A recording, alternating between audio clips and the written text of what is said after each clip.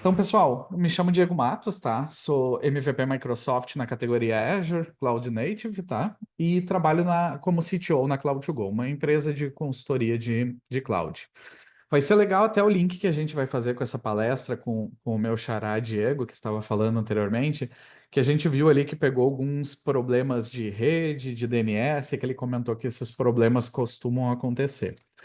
Então, eu vou estar falando aqui um pouquinho da visão de AKS, de Azure Kubernetes Services, mas com uma visão focada em infraestrutura.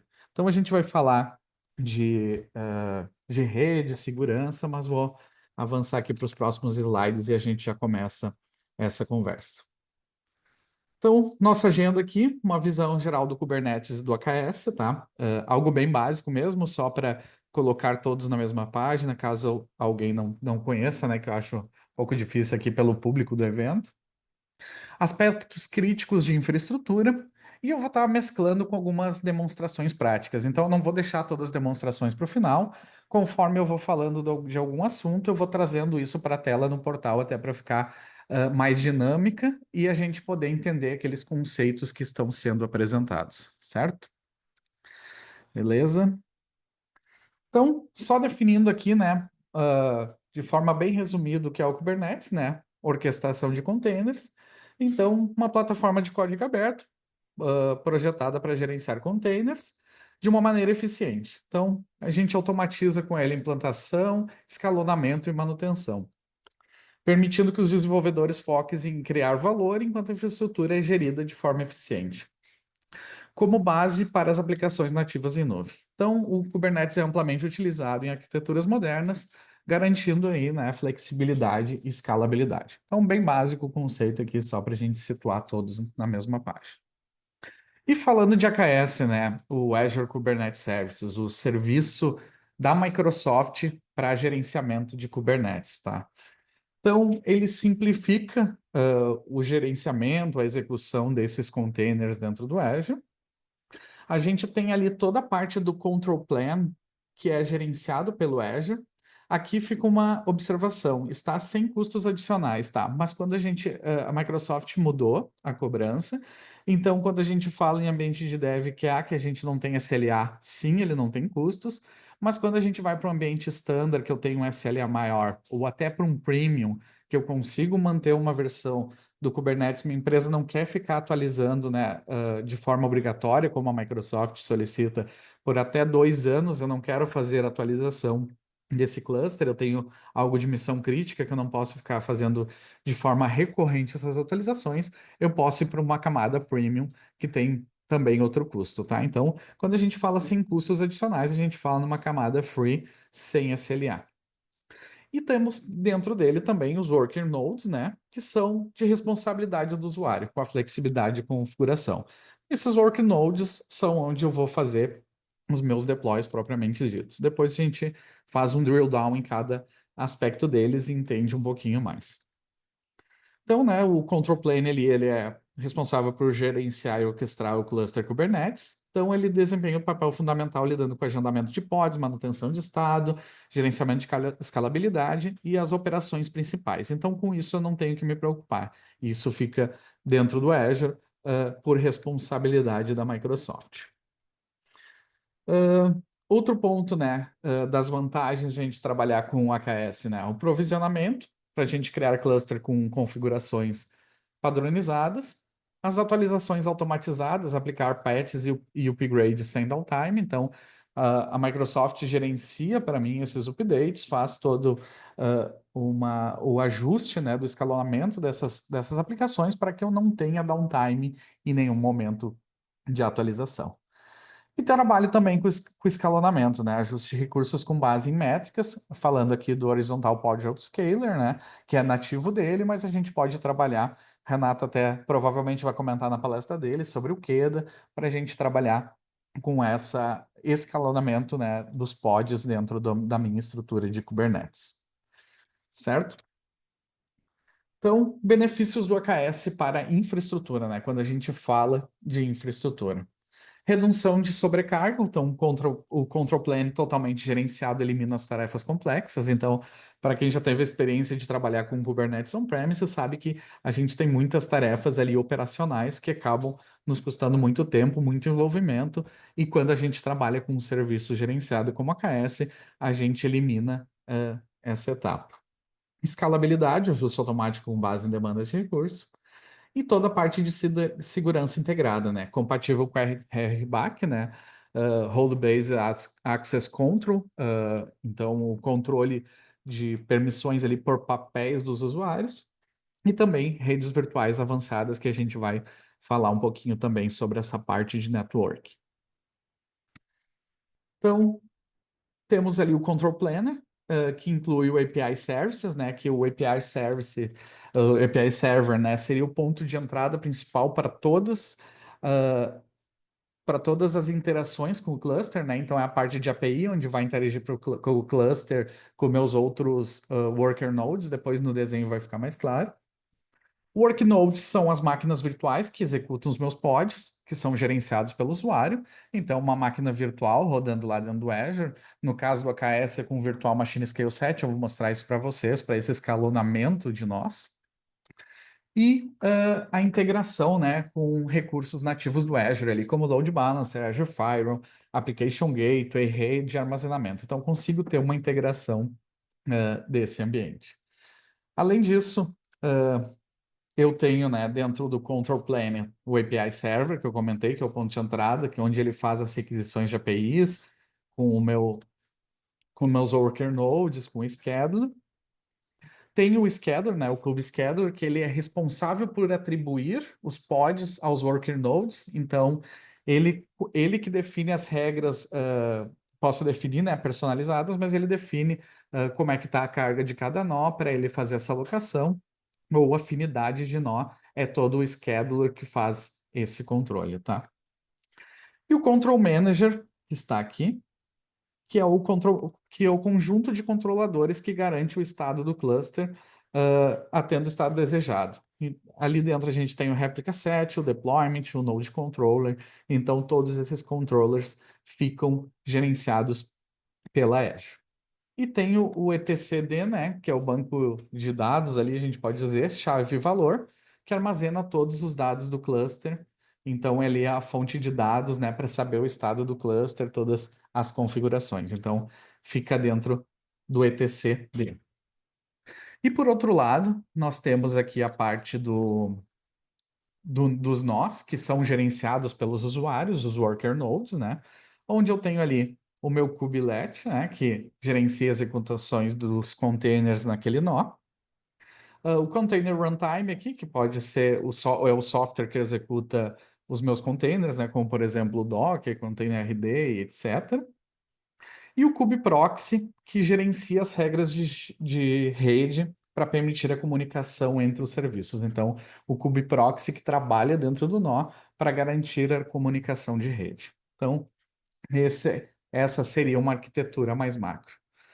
Agora vamos descer aqui um pouquinho para dentro do Worker Node, né? Já expliquei aqui um pouquinho sobre o kubelet, Container Runtime e o kubeproxy.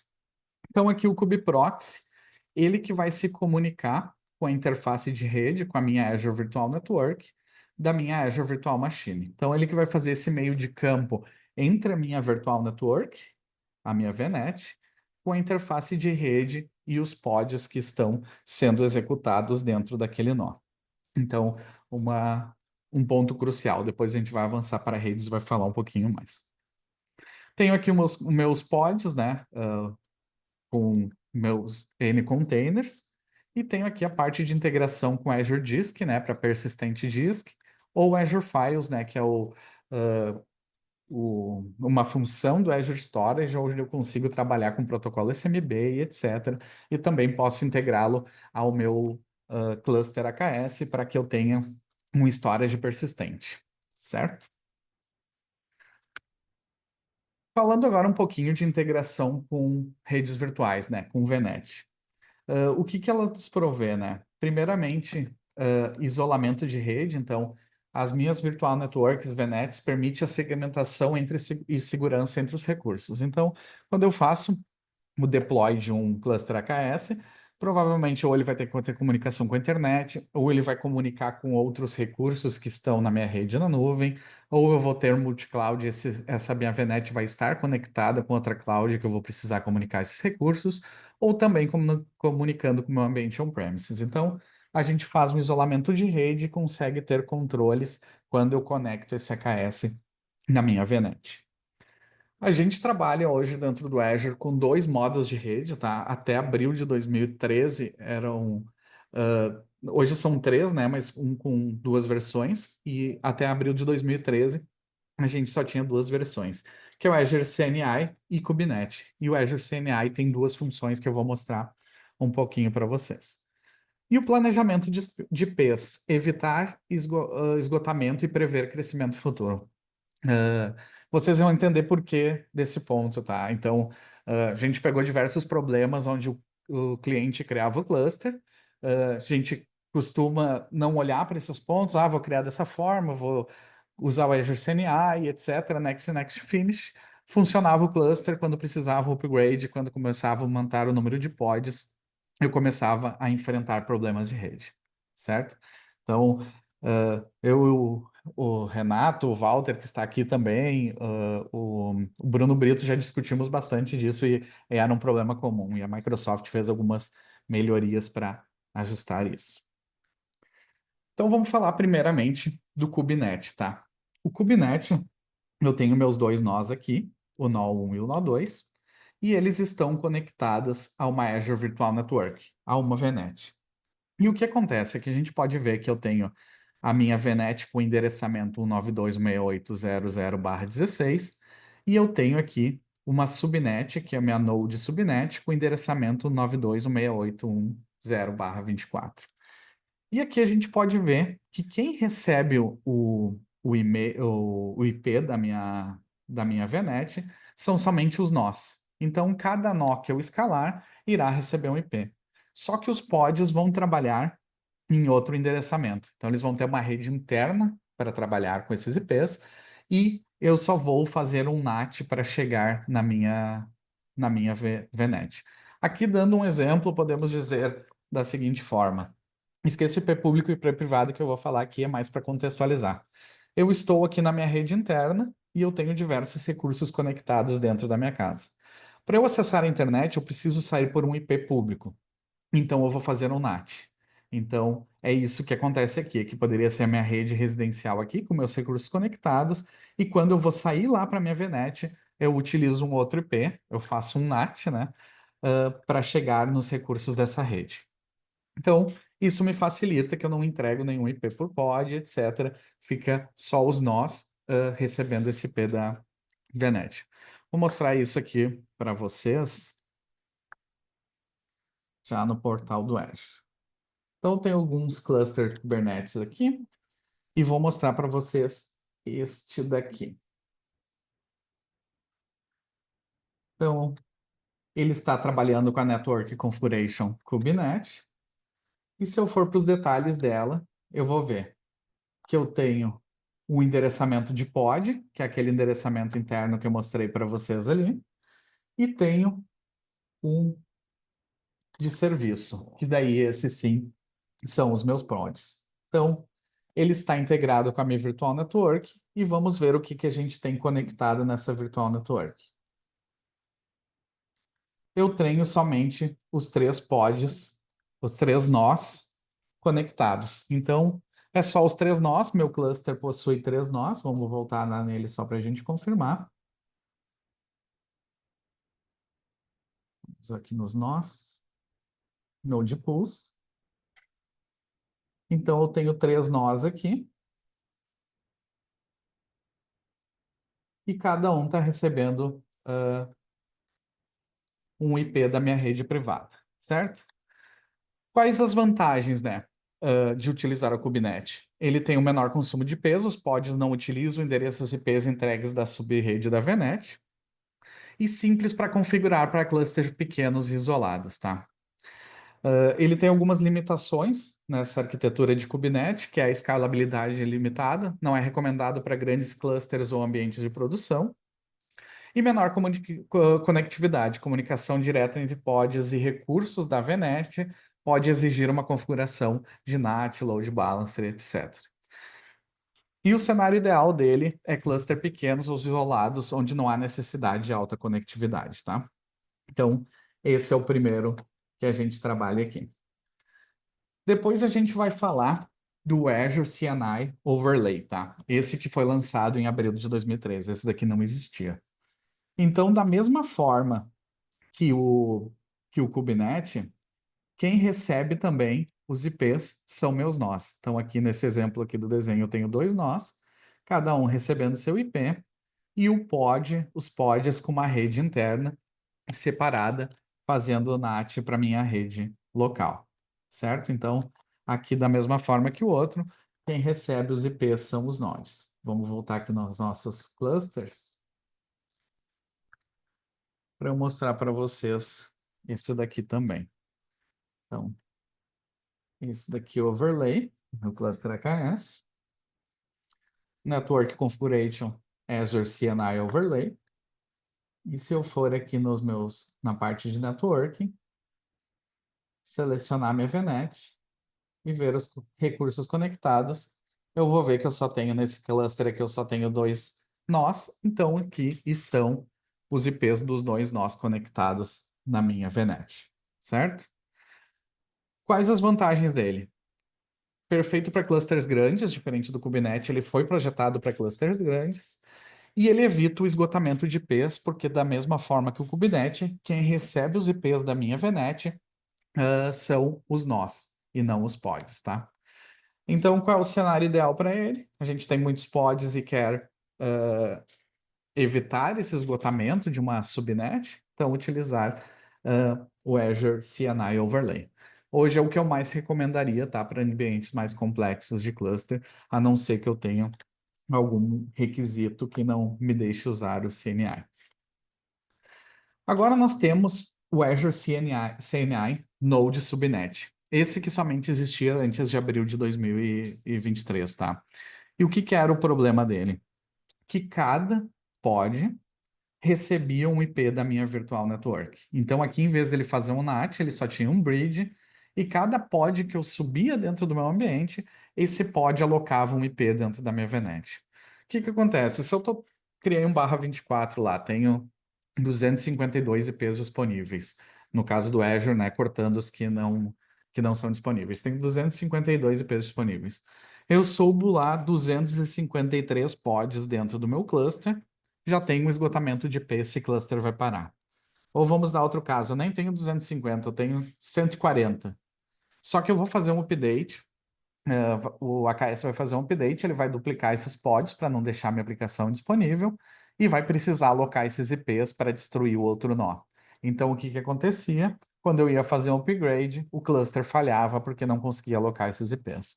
Então, imagina tu chegando para uma equipe de network dizendo, eu estou subindo um cluster, eu tenho mais de 1.000 pods e eu preciso mais de 1.000 IPs. Então, eu já saberia a resposta que a equipe de network ia trazer, né? Por que tanto IP? Por que a gente vai precisar alocar tanto IP?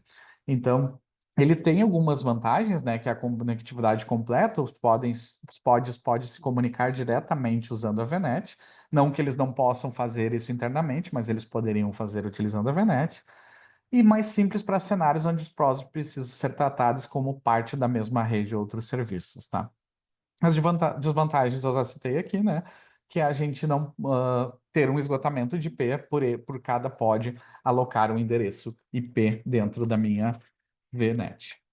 Vou mostrar um exemplo aqui para vocês também, que eu tenho um aqui com diversos pods rodando. Vou voltar lá nos meus AKS. Então, acho que esse daqui teste. Tenho aqui com Azure CNI Node Subnet. E se a gente voltar lá para a parte de networking, a gente vai ver primeiramente aqui que ele não tem um endereçamento de pod, né? Porque eu estou utilizando o endereçamento da minha rede. Então, ele só está o endereçamento da minha rede. Clicando aqui, eu vou lá nos meus devices conectados. Então, eu tenho nesse cluster diversos pods rodando. E olha aqui, quantos IPs eu já tenho consumido nessa subnet. Vamos dar uma olhadinha aqui. Tenho 164 IPs só disponíveis. Então, subi mais de 70 pods aqui dentro e cada um alocou um IP dentro da minha VNet. Então, isso daqui pode trazer vários problemas para ambientes complexos, certo? Então, só um resumo rápido comparativo aqui. O Azure CNI, né? Escalabilidade alta, consumo de IPs baixos e a conectividade e comunicação com NAT ou roteamento, como eu mostrei para vocês. Cenário ideal, grandes clusters, evitar o esgotamento de IP. O Azure CNI Node Subnet, escalabilidade média, porque a gente depende de alocação de vários IPs, consumos de IPs altos, mas ele tem a comunicação direta dos pods com a VNet. Pods interagindo com a VNet, mas a gente tem o problema de esgotamento. E o KubeNet, né, ele tem uma escalabilidade baixa, um consumo de IP baixos, da mesma forma do Azure CNI Overlay, ele utiliza NAT, mas ele é recomendado para clusters menores ou isolados, tá? Então, quando a gente quer falar de ambiente produtivo, com ambiente que não vai consumir muitos IPs da minha VNet, eu trabalho com Azure CNI Overlay. Certo?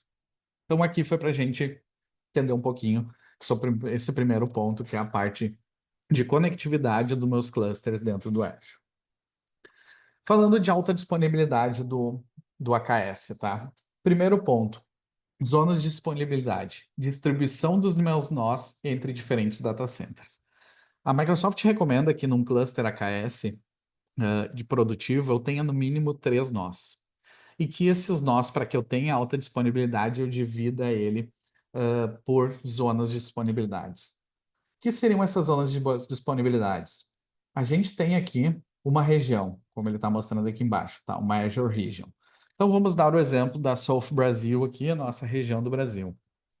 Então, uma região é composta por 3 data centers, que são chamadas de Availability Zone. Então, tem Availability Zone 1, Availability Zone 2 e Availability Zone 3. Então, uma divisão entre 3 data centers, que eles têm ali no mínimo 300 quilômetros de distância. A Microsoft não diz bem ao certo, mas no mínimo 300 quilômetros de distância, e uma conectividade de diversos caminhos de fibra conectando eles. Então, a região é composta por 3 data centers, que a gente chama de Availability Zone.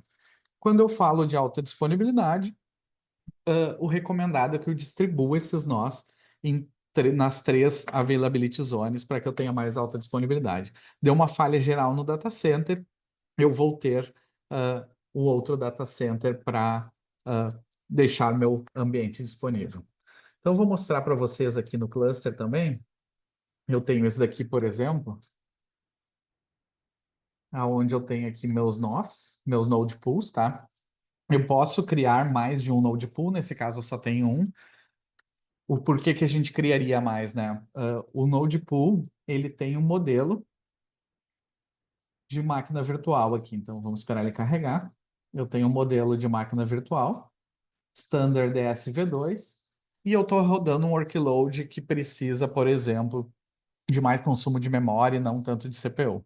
Então, eu posso criar um novo Node Pool para dividir os workloads que precisam de mais memória com um Node Pool com workloads que precisam de mais CPU. Então, posso criar diversos node pools, tá? Que são aqueles worker nodes aonde eu vou rodar de fato os meus workloads. Então, vamos pegar esse daqui, por exemplo, que eu criei anteriormente, eu só tenho um. E se a gente vê aqui, Availability Zones, ele está como none. Então, o que que acontece? Se todos os meus 3 nós que tem rodando aqui, eles estão no mesmo data center, numa mesma availability zone.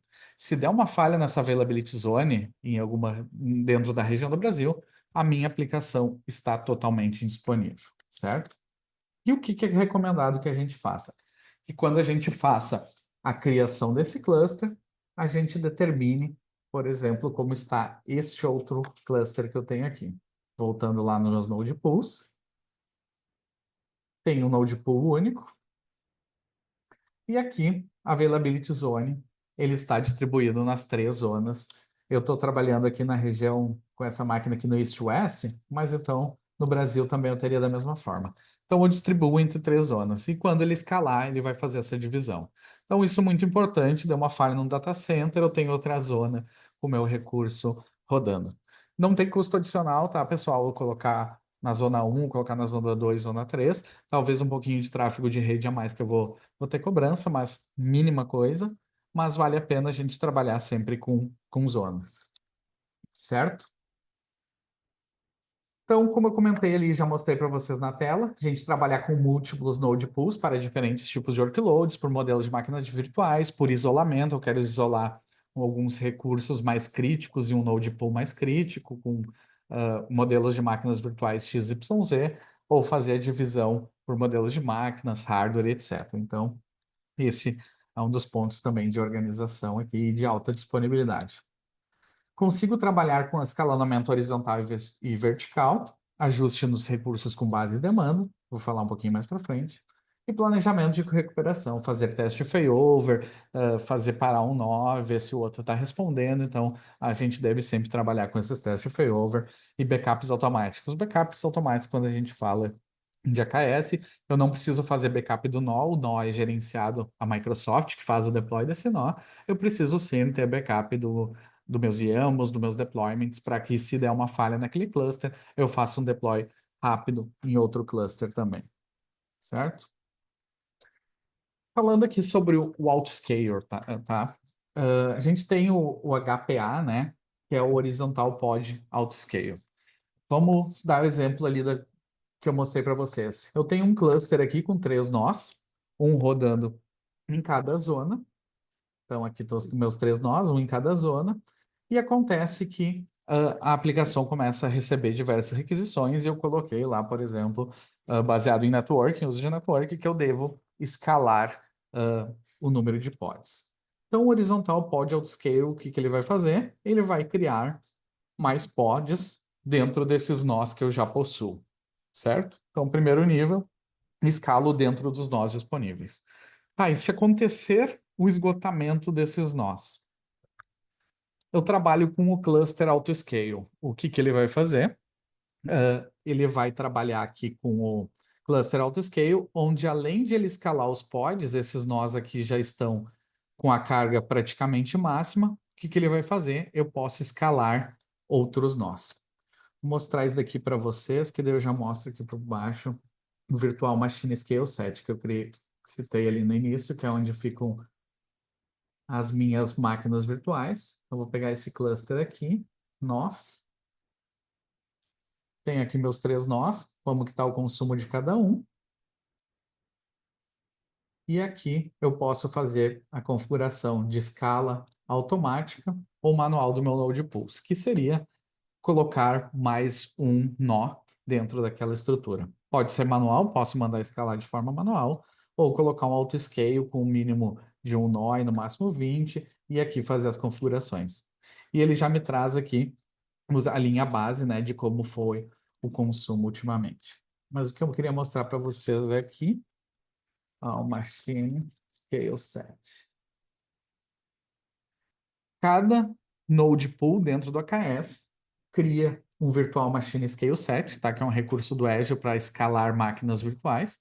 Só que ele é totalmente aqui gerenciado pelo cluster de Kubernetes. Então, eu não devo fazer nenhuma alteração. Apesar que eu possa fazer uma alteração nele, eu não devo alterar nenhum recurso nele. Eu tenho que deixar que o AKS faça esses ajustes. Então, eu quero escalar, eu não escalo por aqui. Eu escalo lá pelo AKS, o AKS via API vai fazer ele escalar. Então, a gente não altera nada por aqui. Então, aqui está meu cluster com os seus nodes rodando. Aqui está todos os detalhes, o modelo de máquina virtual, a imagem que eu estou utilizando. Então, todos os detalhes, o IP e etc. Então, esse seria o segundo ponto de escala, né? Primeiro horizontal pod autoscale, escalo dentro dos nós e depois eu consumo mais nós para esses pods serem executados. Eu tenho outra opção, que é o Virtual Node. Então, eu escalei lá 4 nodes e eu tenho aqui uma opção do Virtual Node. O Azure tem um serviço de gerenciamento de container, que é o Azure Container Instance, o ACI, tá? que eu consigo executar pods dentro dele. Então, ao invés de eu subir mais um nó dentro do meu cluster, eu posso configurar meu cluster para trabalhar com Virtual Node, onde ele vai utilizar o serviço da Azure, de Azure Container Instance, para fazer a escala desse pod. Vocês vão me perguntar, qual é a vantagem? O que que eu ganho com isso? A vantagem que a gente tem aqui, basicamente, é quando eu escalo um nó dentro do meu cluster, aquela máquina ela vai ser criada, ela vai levar um tempo para estar disponível, o AKS vai rodar toda uma validação em cima dela, para depois começar a fazer o deploy dos meus pods lá para dentro dele. Então, eu tenho um tempo entre escalar um nó e ele estar plenamente disponível para executar meu pod.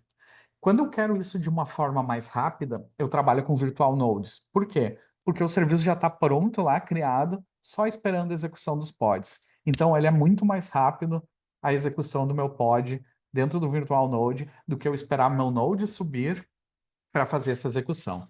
Então, para tarefas repentinas, quando eu não estou esperando uma carga naquele cluster, posso deixar ele configurado para rodar em Virtual Node, veio uma carga inesperada, ele não vai deixar indisponível a aplicação para os meus usuários.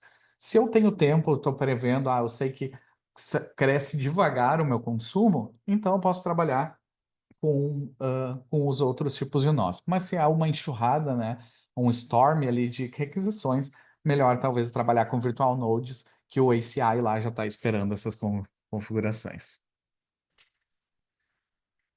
Certo? Seguindo aqui, então, eu respondo. Eu vi que tem algumas dúvidas no chat, acho que eu vou responder agora, tá? Diego, manter esse cluster, qual será o custo na Azure? A gente tem dois custos, tá? Depois eu posso abrir a calculadora e mostrar rapidinho para vocês.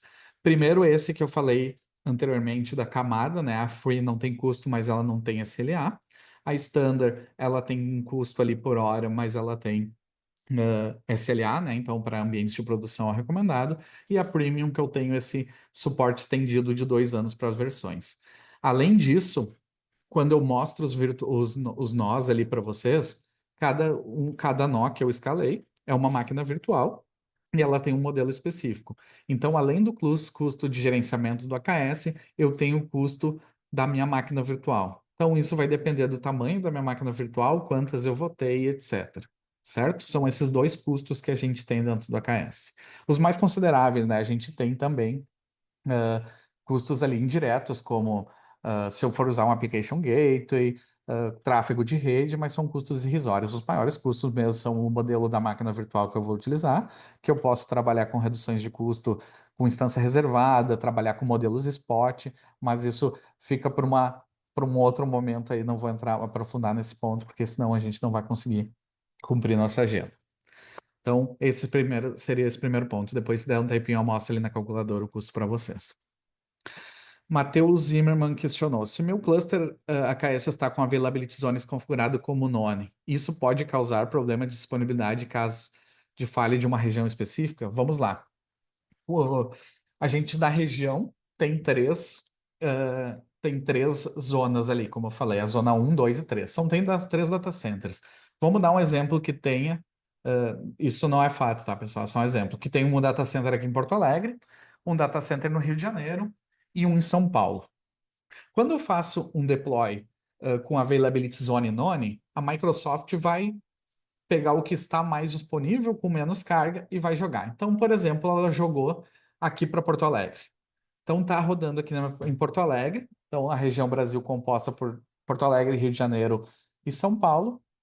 Falhou uma dos data centers. Se falhar o Rio de Janeiro e teus workloads estão rodando aqui em Porto Alegre, nenhum problema.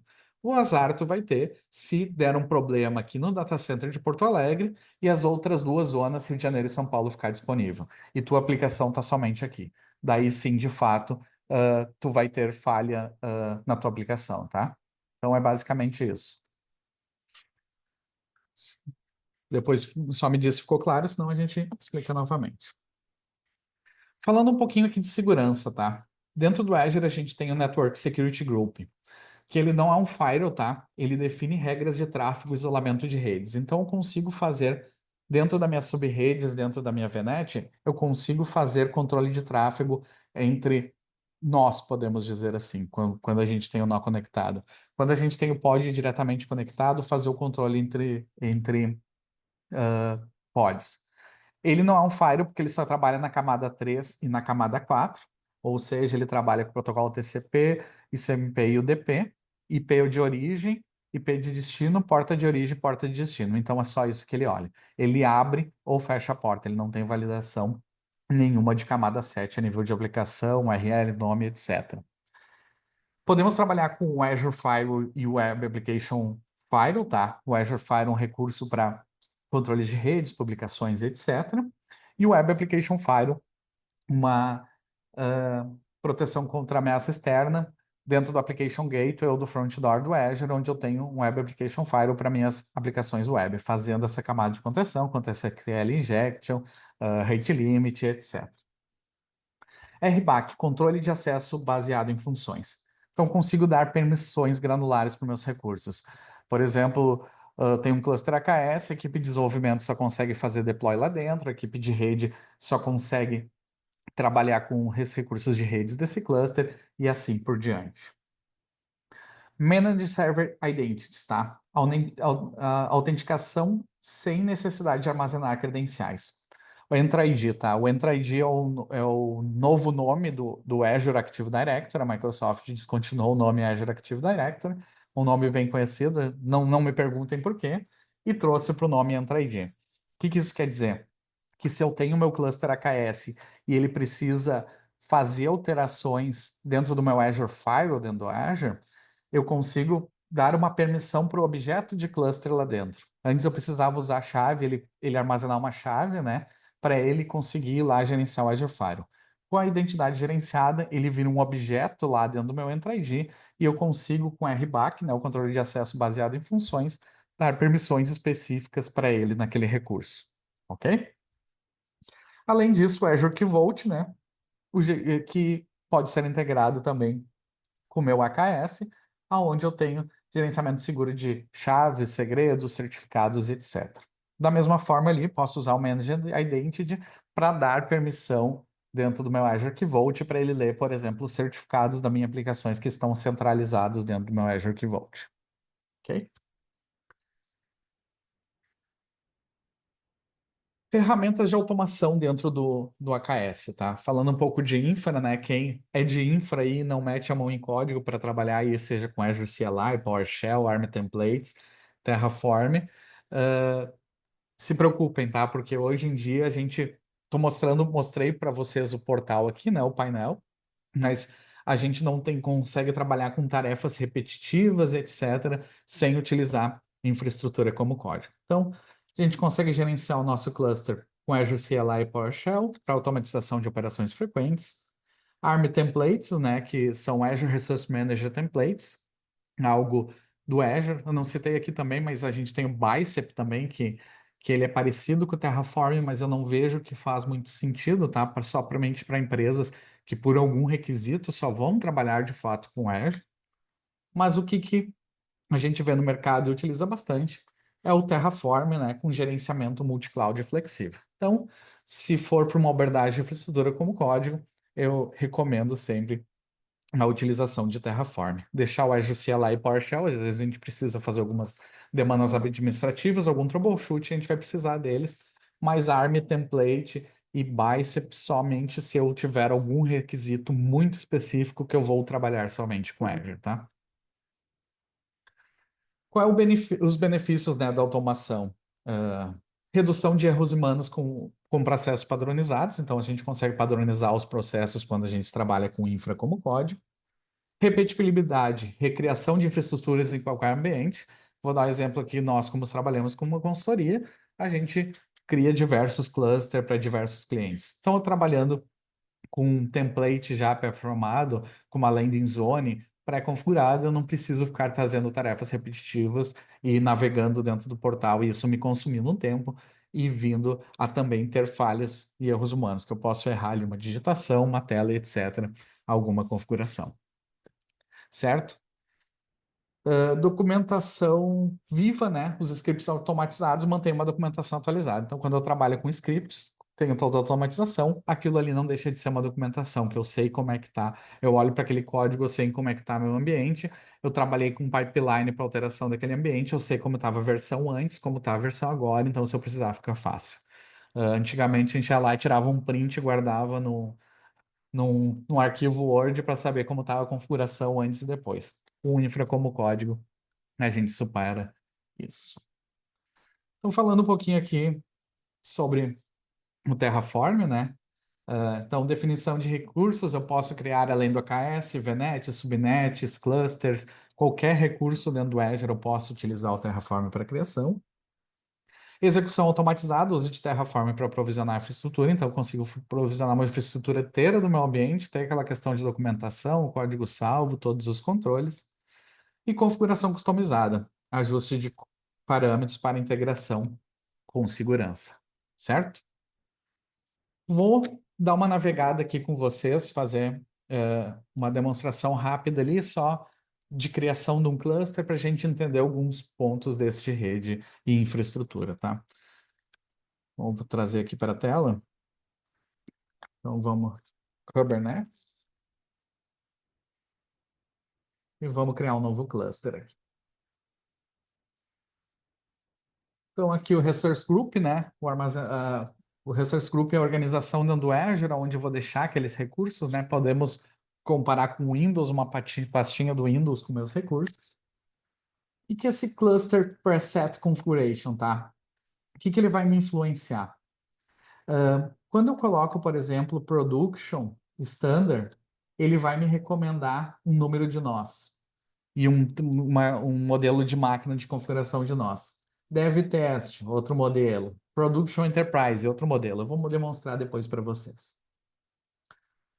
Teste, a região que eu vou hospedar meu cluster, e aqui aquilo que a gente comentou de Availability Zone, né? Então, ele já vem aqui com 3 Availability Zone marcadas, porque eu estou falando em Production.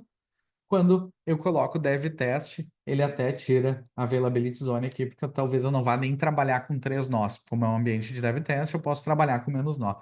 Um nó fazendo toda a função, eu só estou testando. Então, Production ele já recomenda. E aqui são as camadas de preço, né? Então, o Free, que eu só vou pagar pela VM, Storage Network, e eu só posso trabalhar com menos de 10 nós. O Standard, que eu posso trabalhar com até 5.000 nós, e ele tem um uptime de SLA de 99,95 para clusters que estão utilizando Availability Zones e 99,9 para clusters que não estão utilizando Availability Zone. E tem o Premium, né, que é o para missão crítica, onde eu preciso de 2 anos de suporte. Eu só abrir a calculadora aqui rapidinho para vocês. AKS Price, para a gente ver os valores, tá? Então, aqui, ó, quando eu falo de camada standard, tá? Eu tenho um valor de 10 centavos de dólar por cluster por hora, tá? Então, a gente está falando aqui 10 centavos de dólar por cluster por hora, então 0,10 vezes média 730, US$ 73 o valor do cluster, mais as máquinas virtuais. E quando eu estou falando de premium, cadê o premium? 0,60. Então, de US$ 73, ele vai para 6 vezes mais caro, né? 730, ele vai para US$ 438. Então, eu quero manter o suporte por 2 anos, eu vou ter um custo mais alto. E além disso, eu pago, que eu vou mostrar para vocês. Cadê as minhas máquinas, os meus node pools? Depois eu vou avançar, mas eu quero mostrar isso aqui, ó. Estou falando em production. Se eu der um next, ele já vai me recomendar aqui no agent pool um modelo de máquina virtual de 2 a 5 e no user pool o modelo de máquina virtual no mínimo 2 e no máximo 100, tá? Se eu voltar e colocar, por exemplo, aqui dev test, quando eu avanço, ele já diminui, né, para um pool só de nós e com um número menor aqui e até um modelo de máquina menor. Então, se a gente clica aqui no modelo de máquinas, eu posso selecionar se eu vou usar o Azure Linux ou o Ubuntu Linux, ou até o Windows, né? E aqui pelo size, eu consigo ver o custo estimado dessas máquinas virtuais. Então, ali ele recomendou uma D4 DS V5, duas V4, D4 DS V5. Então, eu vou ter um custo aqui, deixa eu tirar um zoom, que ele está mostrando em real, 1,15 reais hora. Então, eu calculo isso pelo tempo que elas vão ficar online por mês. Então, 1,15 reais vezes 730 vezes 2. Então, estou falando de 1.600 reais para rodar esses dois nós, mais aqueles 43 dólares se eu utilizar standard. Se eu utilizar o sem SLA, eu não tenho um custo adicional, certo? Então, aqui a configuração dos pools, posso criar diversos. E aqui a parte de integração com o network que eu mostrei para vocês. O Azure CNI Overlay, aquele onde ele faz o NAT e entrega o IP para os nós. O Node Subnet, que ele entrega um IP por pod, que pode dar exaustão. E o Kubenet, né, que ele até diz aqui que não é recomendado para, para clusters maiores, né? Então é isso, pessoal. Poderia passar aqui à tarde falando com vocês. Se tiver mais oportunidades, eu trago assuntos mais detalhados, mas eu queria trazer esse overview de infraestrutura dentro do AKS, que normalmente são umas dores aí. Toda essa parte de networking, auto-scale, availability zone, etc. Certo? Então está aí meu LinkedIn para quem quiser me adicionar. Obrigado a todos. Então, fico no aguardo do próximo convite aí. Um bom final de ano a todos. Obrigadão, pessoal.